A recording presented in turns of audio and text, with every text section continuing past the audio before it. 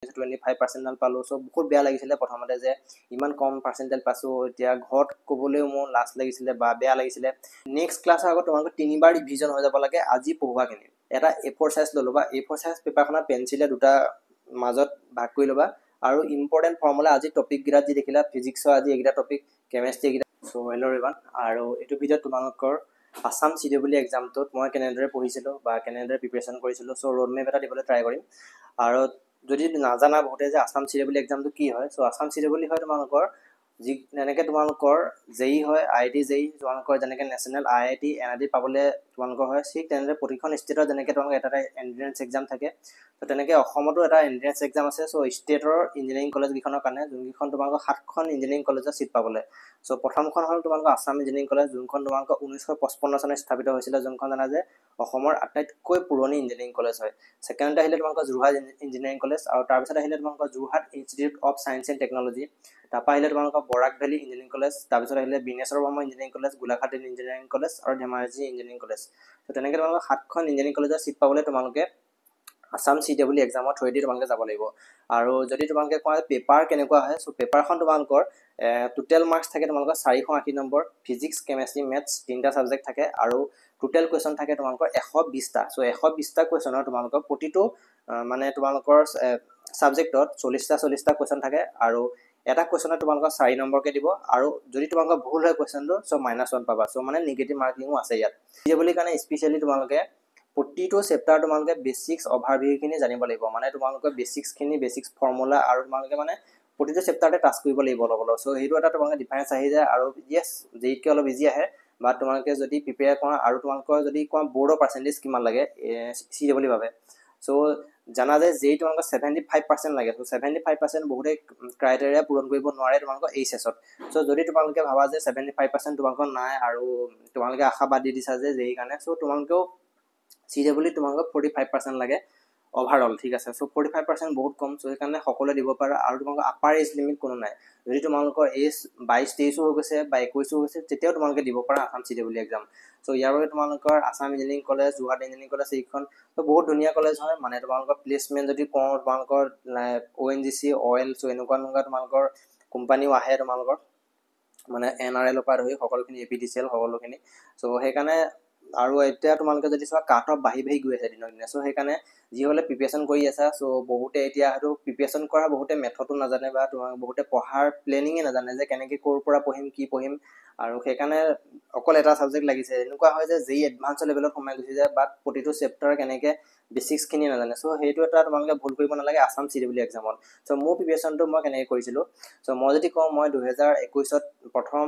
মই তোমালোকে HS দিছিলো 2021ত সো HS পাস কৰি পেলাই সো প্ৰথমতে মই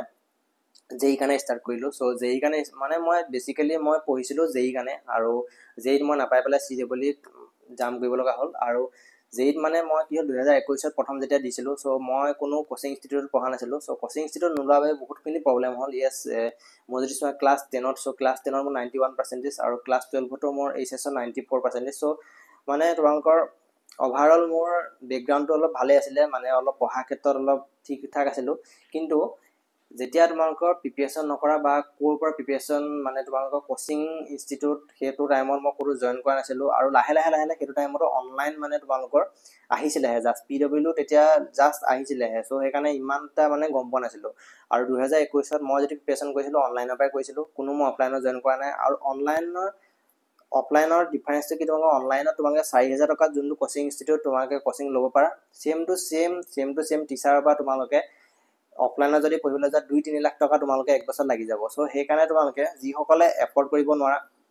বা যি সকলে ভাবা যে ঘৰতে থাকি পঢ়িব পাৰিম ঘৰত এনভায়ৰনমেন্ট আছে পঢ়া সো মই ভাবো যে অনলাইনত পঢ়াটো বেষ্ট ডিসিশন হয় আৰু মই যদি কম মই কেনেকৈ যেই কাৰণে প্ৰিপাৰেচন কৰিছিলো সো 2021ত যেতিয়া প্ৰথম যেই মে দিছিলো মই 25% সঁচা কথা কৰিছো মানে মই ওপেন কৰিছো যে কিমান পাৰ্চেন্টেজ পাইছিলো আৰু তাৰ পৰা আহি পেলে কেনেকৈ মই জাম কৰিছিলো 97% ইন মেথছত পালোগে ঠিক আছে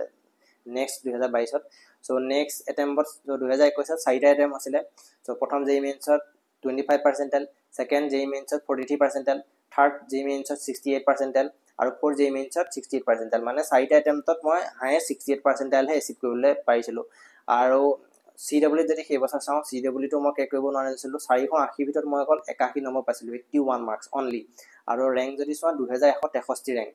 সো একদম মানে সকলো ফালৰ পৰা মই একদম ফেইলাৰ 2021ত সো সেইকাৰণে মই তাৰ পিছত কি হ'ল এটা ডিপ্ৰেছন মাইন্ডটো আহি গৈছিল যে কেনেকৈ কি হ'ব নবহব বা যেতিয়া প্ৰথম জিএমএছ 25% পালো সো বহুত বেয়া লাগিছিল প্ৰথমতে যে ইমান কম পাৰ্চেন্টেজ পাছো এতিয়া ঘৰত ক'বলৈও মোৰ লাজ লাগিছিল বা বেয়া লাগিছিল ইমান কম নম্বৰ পাইছো কেনেকৈ কম ঘৰত কাৰণ এফাল পাই এইচএস ক্লাছ 10ত ইমান ধুনীয়া পাৰ্চেন্টেজ পাই পেলাই যদি ইয়াত আহি পেলাই এনেকৈ ফেইল হৈছো আকৌ এতিয়া বিএসসি কৰিবলৈ যাব লাগিব সো এনেকুৱা বহুতো চিন্তা আহিছিল তাৰ পিছত 2022ত ভাবিলো ড্ৰপ লওঁ সো 2022ত ড্ৰপ ললো সো হেতু টাইমত এটা প্ৰবলেম হৈছিল যেতিয়া 4টা আইটেম হৈ গল সো টাইমটো আমালে কমি গল লাষ্টলে মানে তোমালোকৰ অক্টোবৰলে আমাৰ সেপ্টেম্বৰলে মানে আমাৰ জেইমেছ খতম আছে আৰু অক্টোবৰৰ পৰা আমি প্ৰিপাৰেচন ষ্টাৰ্ট কৰিছো সো 3 অক্টোবৰৰ পৰা মই অনলাইনত মই কোৰ্স লৈছো এটা 3000 4000 টকা আৰু বেলেগ এটা কোৰ্স মানে অপনি কক্ষা লৈছিলো সো অপনি কক্ষা লাহে লাহে এটো বেলেগ ব্ৰেক হৈ গ'ল এটো বেলেগ কথা বাট 3000 4000 টকাত মই কোৰ্সটা ললো সো 3 অক্টোবৰৰ পৰা মোক ক্লাছ ষ্টাৰ্ট হৈ গ'ল ফিজিক্স কেমিষ্ট্ৰি মেথছ সো তাৰ পৰা মই প্ৰিপাৰেচন ষ্টাৰ্ট কৰিছো সো প্ৰিপাৰেচন ষ্টাৰ্ট কেনেকৈ কৰিছিলো সো প্ৰথমৰ কথা হ'ল মই ডেইলি তোমালোকৰ প্ৰতিটো চেপ্টাৰ ধৰি লোৱা আজি তোমালোকে কেনেকৈ পঢ়িবা সো ধৰি লোৱা তোমালোকে প্ৰতিটো চেপ্টাৰ আজি যেনিবা পঢ়িছা ধৰি লোৱা আজি কেইটামান টপিক পঢ়িছা ফিজিক্সৰ কেইটামান টপিক কেমিষ্ট্ৰি কেইটামান টপিক আৰু মেথছৰ কেইটামান টপিক সো আমি এই ভুলটো ক'ত কৰোঁ আমি বস্তুবিলাক লিখি থৈ যাওঁ নোটছ বনাই থৈ যাওঁ আমি ৰিভাইজ নকৰোঁ ঠিক আছে আজি তোমাৰ মনত আছে যে আজি তুমি পঢ়িছা বাট আজিৰ পৰা যদি তোমালোকে এমাহৰ পিছত সেই টপিকটো তোমালোকে উঠাবলৈ চোৱা তোমালোকে পাহৰি যাবা মাইণ্ডৰ ওলাই যায় সো সেইকাৰণে তোমালোকে মেইন এটা বস্তুত মই গুৰুত্ব দিবা সো এইটো মই ফলো কৰিছিলোঁ নেক্সট ক্লাছৰ আগত তোমালোকে 3বাৰ ৰিভিজন হৈ যাব লাগে আজি পঢ়োৱাখিনি ঠিক আছে সো আজি পঢ়োৱাখিনি 3বাৰ ৰিভিজন কেনেকৈ কৰিবা সো এইটো মই কৈ দিওঁ সো প্ৰথম কথা যেতিয়া তোমালোকে নোটছ বনালা বা আজি ক্লাছ কৰিলা 2 ঘণ্টা 3 ঘণ্টা তোমালোকৰ 5 ঘণ্টা 6 ঘণ্টা মান তোমালোকৰ ক্লাছত যাব ঠিক আছে তাৰ পিছত তোমালোকৰ নোটছৰ পৰা তোমালোকে প্ৰথমবাৰ ৰিভাইজ কৰিবা তোমালোকে লিখি সো বুজি তোমালোকে বেলেগ খাতা এখন লৈ লবা তাত তোমালোকে লিখি একদম মাইন্ডত মানে একদম প্ৰেক্টিস কৰিবা ঠিক আছে লিখি তাৰপিছত সেকেন্ড টাইম যেতিয়া ৰিভিজন কৰিবা সো সেকেন্ড টাইম ৰিভিজনত অলপ ওপৰৰ পৰা অলপ এৰি যাব পাৰা প্ৰথমবাৰ নিচিনাকৈ গোটেইখিনি লিখিব নালাগে ধৰি লোৱা সেকেন্ড বাৰ তোমালোকে ৰাফকে লিখিছা আৰু থাৰ্ড টাইমত তোমালোকে ধৰি লোৱা জাস্ট ওপৰ এনেবা চাই দিছা আৰু এই 3বাৰ ৰিভিজনৰ পিছত তোমালোকে নেক্সট ক্লাছ কৰিবলৈ যোৱা নেক্সট ক্লাছৰ আগত যদি তোমালোকে 3বাৰ ৰিভিজন নকৰা মই কৈছো যে তোমালোকে আজিৰ পৰা যেতিয়া তোমালোকে মনত থাকিব বাট আজিৰ পৰা যেতিয়া 6-7 মাহৰ পিছত যেতিয়া তোমালোকে উঠাবা ৰিভাইজ কৰিবলৈ সকলো পাহৰি যাবা যদি তোমালোকে আজিৰ পৰা ৰিভাইজ কৰি যোৱা ডেইলি তো তেতিয়াহলে তোমালোকে 6-7 মাহৰ পিছত তোমালোকৰ কোড পাই যাবাগে তোমালোকে ভাবিব নোৱাৰা সো হেতু এটা ভুল নকৰিবা revision is the main K so মই ৰিভিজনৰ ওপৰতে বহুত ভুল কৰিলো 2021ত মই জাস্ট লেকচাৰ চাওঁ আৰু নোটছ বনাওঁ লেকচাৰ চাওঁ নোটছ বনাওঁ ইমান নোটছ কৰিছে ইনে পঢ়িছে সো সেইকাৰণে মই কওঁ যে নোটছত তোমালোকে ইনে বনাই মেলি পেলাই থৈ লাভ নাই সো মেইন বস্তুটো তোমালোকে ৰিভিজনত ফোকাস কৰিব লাগে আৰু যেতিয়া ৰিভিজন কৰিছা ধৰি লও আজি তোমালোকে কেইটামান টপিক পঢ়িছা আজি ক্লাছটো হ'ল এটা A4 সাইজ লৈ লবা A4 সাইজ পেপাৰখনত পেন্সিলে দুটা মাজত ভাগ কৰি লবা আৰু ইম্পৰ্টেন্ট ফৰ্মুলা আজি টপিক গিৰা যি দেখিলা ফিজিক্সৰ আজি এগিটা টপিক কেমিষ্ট্ৰি এগিটা টপিক ধৰি লোৱা বেলেগকে লবা ফিজিক্স কেমিষ্ট্ৰি মেথছৰ বেলেগ A4 সাইজ লৈ পেলাই তাত ইম্পৰ্টেন্ট ফৰ্মুলা বা ইম্পৰ্টেন্ট কুৱেশ্যন যদি তোমালোকে সেই টপিক গিৰাৰ ওপৰত ইম্পৰ্টেন্ট কুৱেশ্যন তোমালোকে কৰিবলৈ চাবা প্ৰেক্টিস কৰিবলৈ চাবা সো তেনেকৈ পঢ়ি যোৱা ডেইলি তোমালোকে পঢ়ি যোৱা আৰু ডেইলি তোমালোকৰ এনেকে মানে প্ৰসেস স্টেপ বাই স্টেপ এনেকৈ গৈ থাকা ডেইলি ৰিভিজন সো ৰিভিজন কৰি আৰু কুৱেশ্যন যদি কওঁ কৰবাৰ প্ৰেক্টিস কৰিবা কি কৰিবা সো মই যদি কওঁ মই কেনেকৈ পঢ়িছিলো সো বিশেষকৈ বেলেগ ভিডিঅ'ত মই বুক লিষ্ট কেনেকৈ কি হ'ব এটো কম কিন্তু মই যদি কম বুক লিষ্ট সো মই একো বুকস ফলো কৰা নাই একো মই বুকস লোৱাও নাই আৰু মই জেইমেন্সৰ কাৰণে এখন পিএকিউজ বুক লৈছিলো সো পিএকিউজ খিনিকে কৰো মই আৰু মই কৈছো তোমালোকক যে ইমান টাইম তোমালোকে নোপোৱাই ঠিক আছে তোমালোকে যদি চোৱা CW পিএকিউজ 5 বছৰ পিএকিউজত যদি তোমালোকে চোৱা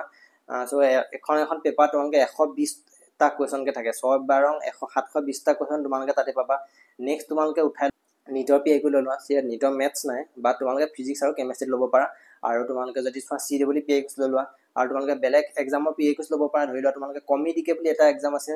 মানে তোমালোকেটো কৰ্ণাটকৰ এক্সাম হয় তোমালোকে WBJ ল'ব পাৰা পিএকিউজ সো তেনেকৈ তোমালোকে বেলেগ এক্সামৰ পিএকিউজ বিলাক উঠাই লোৱা কাৰণ তোমালোকৰ সিলেবাস বা টপিকস সকলো এক্সামতে সেম প্ৰতিখন লিষ্টতে সো সেইকাৰণে বিটছ ল'ব পাৰা এনেকুৱা সো তাৰ পিএকিউজ বিলাক সলভ কৰিব পাৰা সো কুৱেশ্যন প্ৰেক্টিছৰ বহুতে সুধিছে বা বহুতে নাজানে কেনেকৈ প্ৰেক্টিছ কৰে মইতো তেনেকৈ প্ৰেক্টিছ কৰিছিলো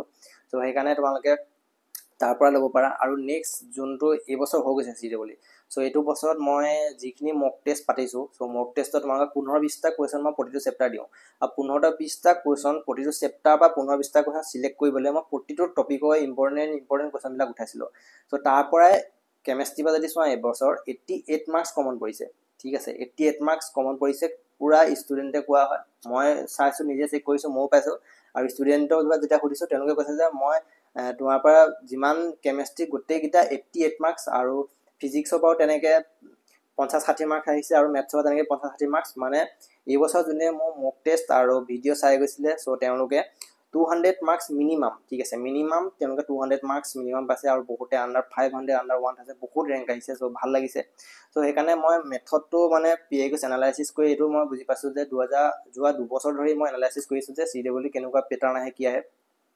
সো এই বছৰ তোমালোকে মেথছত দেখিছা যে অলপ হাই লেভেলত আহিছে ফিজিক্সও দুটামান কোৱেশ্চন অলপ হাই লেভেলত আহিছে সো এটা থাকিবই প্ৰতিখন পেপাৰতে তোমালোকৰ কেইটামান কোৱেশ্চন 10% কোৱেশ্চন তোমালোকৰ টান থাকিবই সো কিন্তু হেতু আমাৰ ফোকাস থাকিব নালাগে আমাৰ থাকিব লাগে যে তোমালোকে আসাম ইঞ্জিনিয়াৰিং কলেজ বা জুহাট ইঞ্জিনিয়াৰিং কলেজ পাবলে তোমালোকে মিনিমাম পাব লাগে তোমালোকে 200 মাৰ্কস বা এটা কাট অফ বাহিলে কাৰণে মই 200 মাৰ্কস বুলি কৈছো বা 180 পৰা 200 মাৰ্কসৰ ভিতৰত তোমালোকে AEC JEC পাই যাবা সো সেই কাৰণে এই দুটা ৰেঞ্জত লাই কৰিবলৈ হলে তোমালোকে কি কৰিব লাগে বহুত বেছি নহয় তোমালোকে প্ৰতিটো টপিকৰ ওপৰত তেনেকে স্টেপ বাই স্টেপ তেনেকে পঢ়ি গৈ থাকা বা কেনেকে তোমালোকে ডেইলি তোমালোকে শিডিউল বনোৱা শিডিউল বনাই পেলাই অনলাইন পঢ়া আৰু যেই কাৰণে তোমালোকৰ কি হয় এতিয়া বহুতে কি কৰে মানে CWE দিবলৈ যাওঁতে যেই কাৰণে বহুত IIT JEE এডভান্স লেভেলতো পঢ়ি যায় সো JEE এডভান্স লেভেলত মই পঢ়া প্ৰয়োজন নাই কাৰণ তোমালোকে CWE কাৰণ তোমালোকৰ ইজি কোৱেশ্চন আহে বা তোমালোকৰ কথাটো হ'ল যে তোমালোকে প্ৰতিটো মানে গোটেই সিলেবাসখন কভাৰ কৰাটো বহুত প্ৰয়োজন কাৰণ তোমালোকৰ কোৱেশ্চন ইমান গাল কোৱেশ্চন আহে 120টা কোৱেশ্চন কোপা কি কোৱেশ্চন দি দিব পাত্তা নাই আৰু ইজি কোৱেশ্চন দি দিব বা তোমালোকে সেইটা মন থাকিব লাগিব তোমালোকে লেপটপ তোমালোকে যাব নালাগে কিন্তু সাৰফেস লেভেলত প্ৰতিটো চেপ্টাৰ টাচ কৰিব লাগে বা যে তোমালোকে যেই কাৰণে প্ৰিপাৰেচন কৰিছা ঠিক আছে তোমালোকে CWE প্ৰিপাৰেচন কৰিব নালাগে বাট এট লিষ্ট তোমালোকে লাষ্ট মোমেন্টত তোমালোকে PIQS আৰু অলপ কোৱেশ্চন প্ৰেক্টিস এইবিলাক কৰি যাবা নাবা তোমালোকে সেই মানে যিটো ৰেংক মোৰ দিনতো মই পাই গৈছিলো বাট আজি দিনত তোমালোকে নোপোৱা সো সেই কাৰণে প্ৰিপাৰেচনৰ মানে মেইন মেথড বিলাক তোমালোকে জনাটো বহুত প্ৰয়োজন স্মাৰ্ট ষ্টাডি মেইনলি সো অলপ মই ভিডিওটো বেছি লং নকৰো আৰু যিমানখিনি পাৰো মই অলপ মই অভাৰভিউ দি দিলো সো যেতিয়া মই তোমাৰ JEE মেথছত দিলো সো ফাইনাল মই ৰিজাল্টটো কৈ দিও সো JEE মেথ যেতিয়া দিলো সো তেনেকে মই পঢ়ি গলো আৰু লাষ্টত মই কোৱেশ্চন প্ৰেক্টিস যদি কওঁ মই একো নাই কোৱা লাষ্টলে মই এনেকুৱা হ'ল মই অকল নোটছ ৰিভাইজ কৰিবলৈ টাইম পাইছো টাইম নোপোৱাই ঠিক আছে এতিয়া তোমালোকে বহুত টাইম পাবা বাট পিছলে টাইম নোপোৱাই সো সেই কাৰণে মই কওঁ যে প্ৰতিটো চেপ্টাৰ তোমালোকে 100টা কোৱেশ্চন লোৱা বা 100টা কোৱেশ্চন তোমালোকে ধুনিয়াকে কৰা প্ৰতিটো চেপ্টাৰ 50টা কোৱেশ্চন কৰা 50টা কোৱেশ্চন ধুনিয়াকে কৰা যাতে তোমালোকে 50 নম্বৰ কোৱেশ্চনটো কৰোতে 1 নম্বৰ কোৱেশ্চনটো তোমালোকে পাহৰি নোযোৱা যে কি কৰিছিলা চলে সো সেইকাৰণে 100টা কোৱেশ্চন কৰা একদম প্ৰ লেভেলত পুৰা প্ৰেক্টিস কৰি যোৱা হেগিলা লেভেল সো যদি মই কওঁ JEE মেইনছ তো 3 মাহ 4 মাহত অক্টোবৰ নৱেম্বৰ ডিসেম্বৰ জানুৱাৰী সো জানুৱাৰী লাষ্টত তো মোৰ এক্সাম হৈ গ'ল JEE মেইন 2022 সো ইমান কম টাইমত প্ৰিপাৰেচন কৰাৰ পিছতো সো JEE মেইন প্ৰথম এটেম্প দিলো সো প্ৰথম এটেম্পটো 81% সো সেকেন্ড এটেম্প দিলো সো মেথছত ইয়েস মই JEE মেইন ক্লিয়াৰ কৰিব নোৱাৰিলো বাট মোৰ মেথছত আহিছে তোমালোকৰ 97% আৰু মেথছত মই বহুত পঢ়িছিলো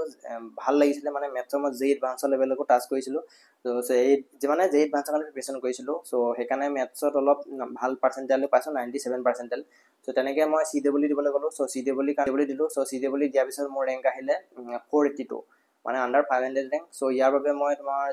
JEC মানে AEC অল ব্ৰাঞ্চ পাইছো ফাৰ্স্ট মই পাইছিলো কেমিক্যাল তাৰ পিছত পাইছিলো মই আপগ্ৰেড হৈ ইলেক্ট্ৰিক্যাল তাৰ পিছত পাইছো মই মেকানিক্যাল সো এতিয়া বৰ্তমান মই মেকানিক্যাল ডিপাৰ্টমেন্টত পঢ়ি আছো সো সেইকাৰণে এই জাৰ্নিটো মই যিমান পাৰো তোমালোকক অলপ সময়ৰ ভিতৰতে মই ক'বলৈ চেষ্টা কৰিলো আৰু যদি তোমালোকৰ বেলেগ মই এতিয়া ভিডিও মানে তোমালোকৰ কেনেকে বুক লিষ্ট বা ক্লাছ 11 12 লগত কেনেকে বৰ্ডৰ লগত তোমালোকে প্ৰিপাৰেচন কৰিবা আৰু কেনেকে তোমালোকে টাইম মেনেজমেন্ট কৰিবা সকলোবিলাক বা তোমালোকে AEC লাইভ যদি চাব বিচাৰা বা AEC বা ডিপাৰ্টমেন্ট কেনেকুৱা বা তোমালোকে কেনেকুৱা হয় কি হয় সো সকলোবিলাক মই দিম আৰু যদি তোমালোকে ভিডিওটো কিবা এটা মানে তোমালোকৰ বেনিফিট হৈছে বা লাভ হৈছে সো তোমালোকে কমেন্ট বক্সত সুধিব পাৰা আৰু কমেন্ট বক্সত ক'ব পাৰা আৰু থ্যাংক ইউ আৰু যদি তোমালোকৰ কিবা ডাউট আছে কমেন্ট বক্সত কৈ দিবা